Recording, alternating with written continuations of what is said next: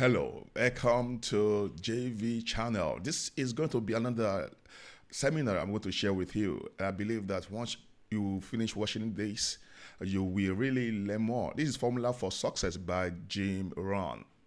Just enjoy.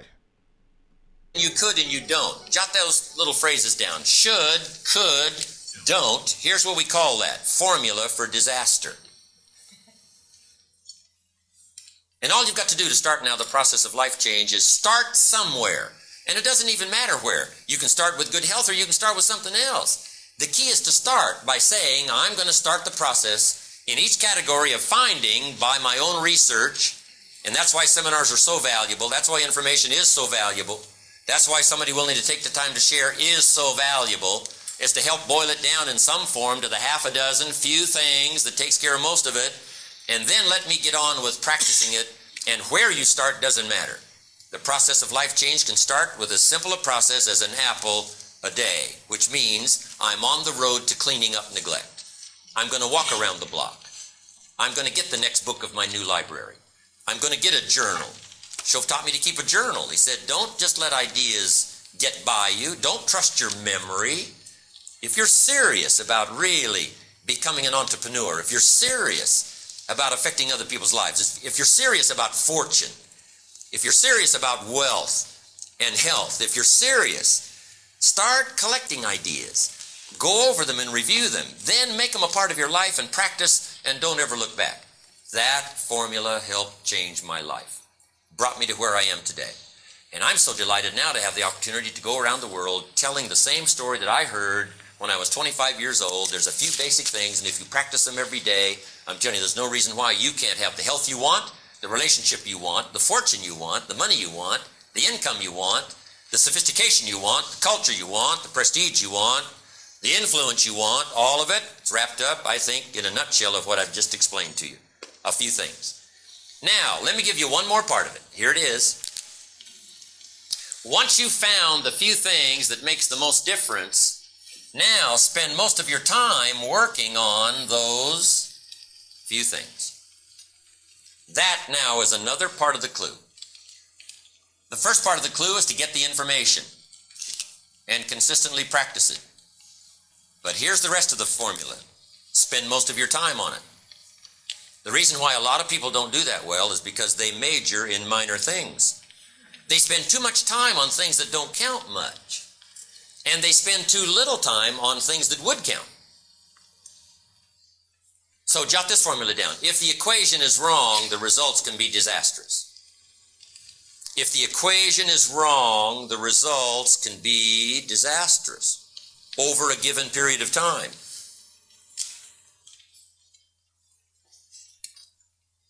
Here's a guy in the last 10 years who's bought 2,000 donuts and 2 books. And this guy says, you know, my life isn't working well. Well, anybody in this audience could give him a seminar, right? Once we knew these numbers, here's what we might suggest to this guy. Hey, this may be one of your major problems. In the last 10 years, you've spent too much money on donuts and not enough money on books. You've spent too much money feeding the body and not enough money gathering food for the mind. And it's not the miracle of your body that works out your future. It's the miracle of your mind.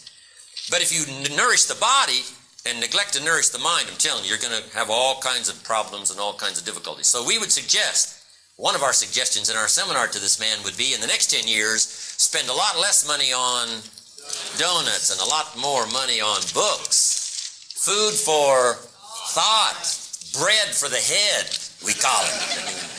You got to have ideas that feed your mind, not just your body. And the miracle of the mind is so fabulous to work out your future, to give you all the equities you could possibly hope for, to give you every dream and every treasure you could possibly want for you and your family and the people you care most about. It's all available.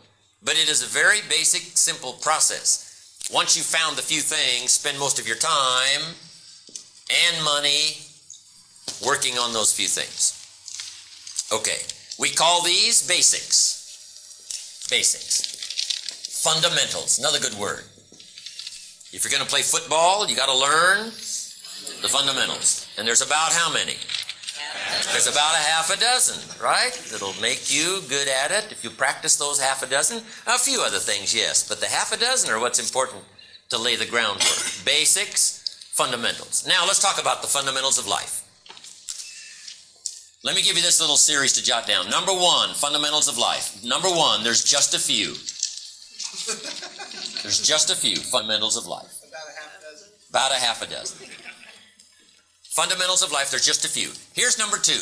Once you know them, you know them. I mean, there's nothing difficult here. It's pretty easy to figure out why people are broke, and it's pretty easy to figure out how people get rich. It's no big deal. Fundamentals of life. Number one, there's just a few. Number two, once you know them, you know them. Now here's number three. There's no new ones. Written history's what? About 6,000 years. There's nothing new here. Now, there might be a new way to say it. There might be a new way to apply it to the 20th century, getting ready for century 21. But this stuff is basic, it's old, it's fundamental. So be aware of somebody who comes along and says, we got new truth. Say, no, you can't have new truth. Truth is old. So be a little suspicious. If a guy says, we're manufacturing antiques, you got to come watch our plant. Wouldn't you be a little suspicious? You say, no, you can't manufacture antiques. Antiques are what? Old. So antiques are like truth. Truth is old. Now, just because you've discovered it is no sign it's new. Say, no, truth is old. The fundamentals go way back. The fundamentals of sowing and reaping go way back. The fundamentals, good, evil, go way back. I mean, there's nothing new here. All we need to do, though, is to just bring our intellectual discovery process to bear and see if we can't find those few things. Then the rest of it is to get busy practicing those few things. We might all agree on number one, philosophy. This is where the value of human life begins to show versus all other life forms. I call it simply a guidance system. Settling on certain questions and making decisions about what direction in life you're going to take, setting goals, making plans, this guidance system.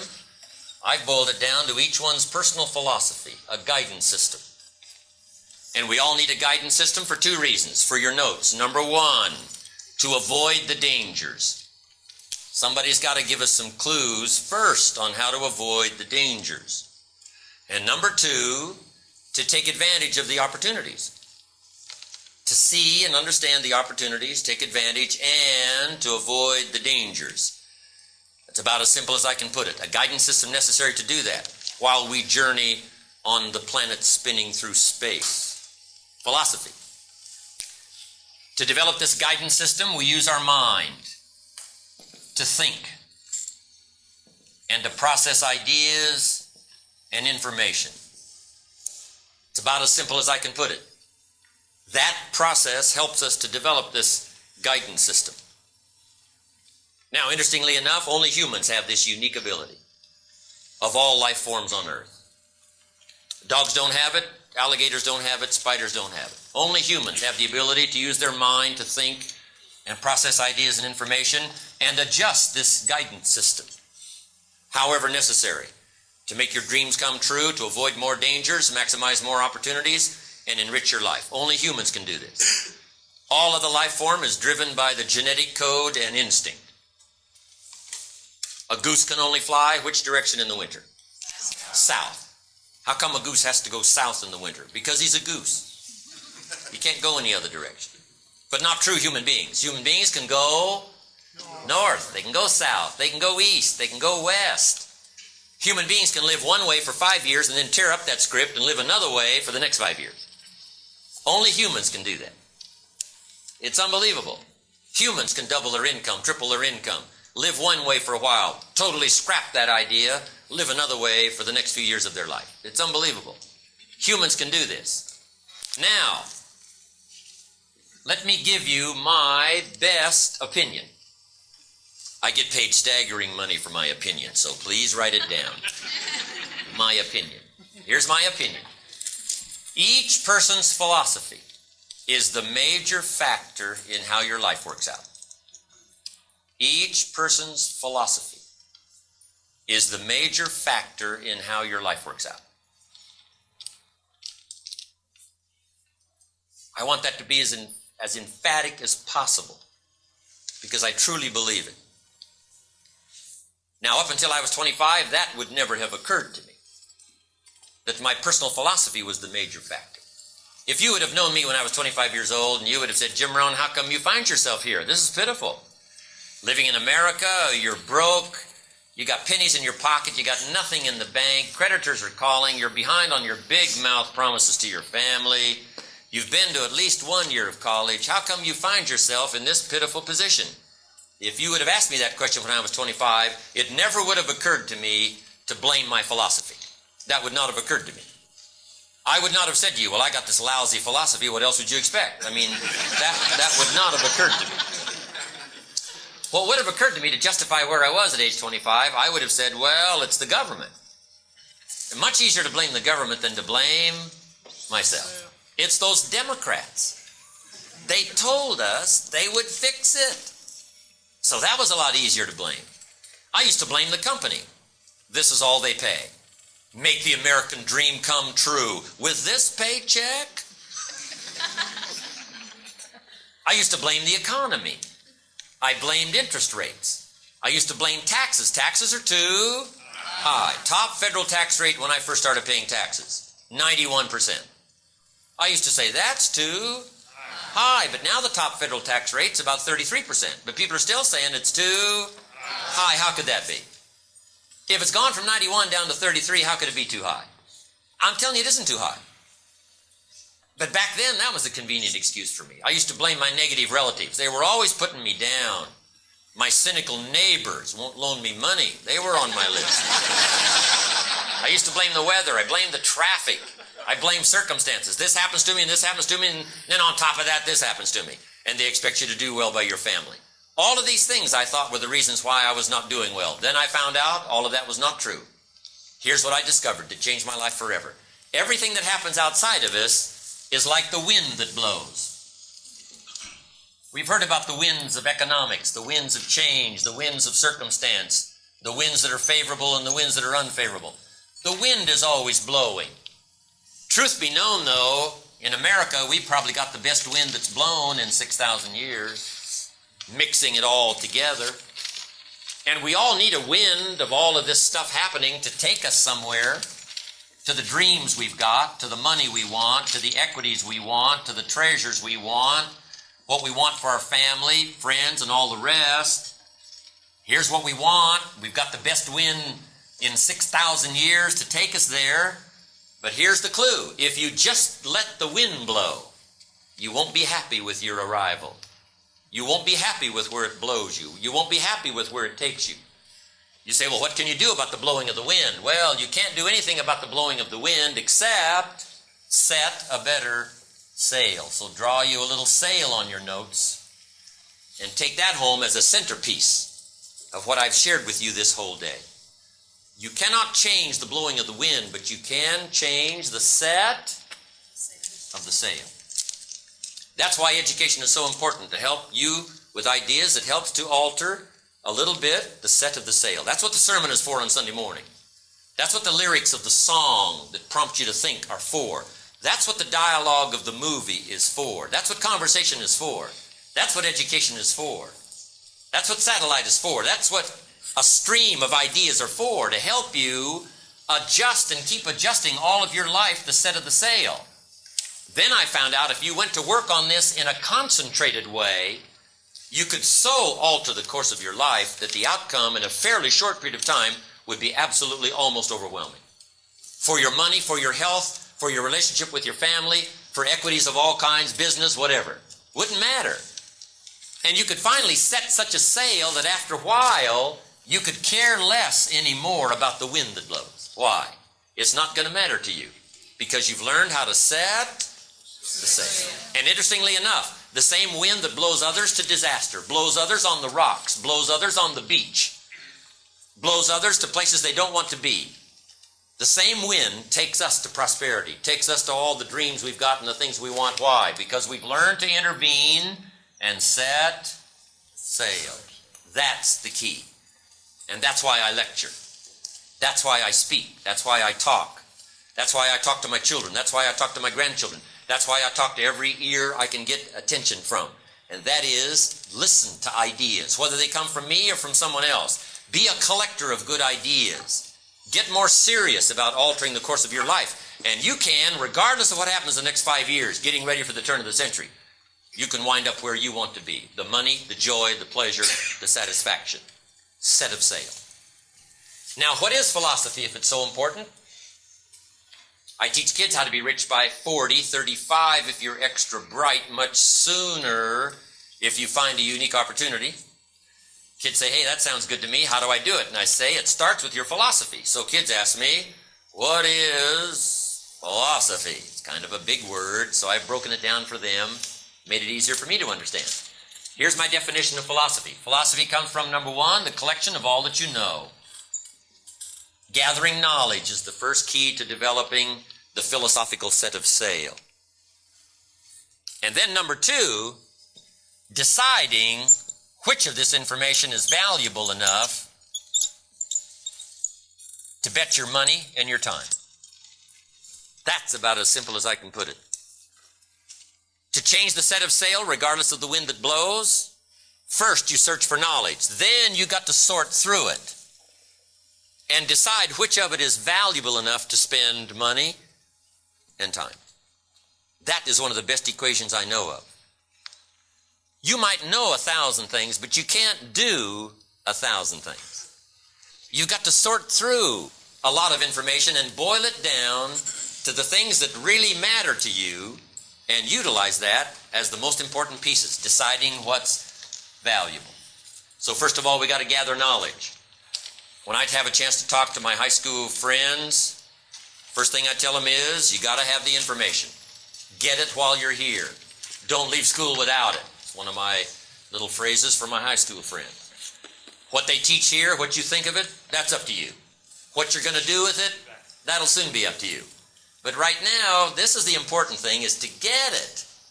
You can sort through it. You can cast aside whatever's not going to work for you in the future. But the important thing is to be serious enough to get it.